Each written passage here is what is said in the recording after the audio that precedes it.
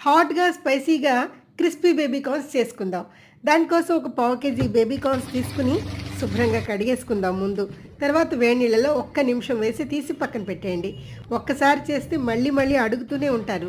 దీనిలో 2 స్పూన్లు వరిపిండి, 2 స్పూన్లు కార్న్‌ఫ్లోర్, రుచికి సరిపడా ఉప్పు, చిటికెడు పసుపు, కొంచెం కారం, అర స్పూన్ మిరియాల పొడి వేసి చక్కగా కోట్ చేసి పక్కన పెట్టేసుకుందాం.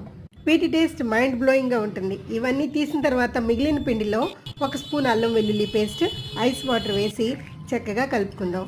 అవసరమైతే కొంచెం పిండి వేసుకోండి. ఈ కన్సిస్టెన్సీ వచ్చిన తర్వాత కోట్ చేసుకున్న బేబీ కార్న్స్ అందులో డిప్ చేసి ఆయిల్ బాగా వేడెక్కిన తర్వాత ఫ్లేమ్ తగ్గించుకుని వీటిని వేసేసుకుందాం. లోపల సాఫ్ట్గా బయటికి క్రిస్పీగా వేగే వరకు వేపి గోల్డెన్ కలర్ వచ్చిన తర్వాత తీసి పక్కన పెట్టేసుకుందాం. వీటి క్రిస్పీ సౌండ్ మీరే వింటారు. వీటిని ఇలా కూడా టేస్ట్ చేయొచ్చు.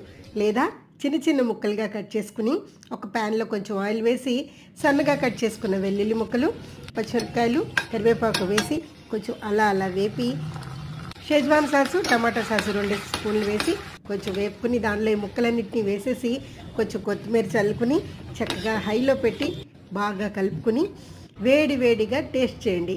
ఎలా ఉందో చెప్పండి.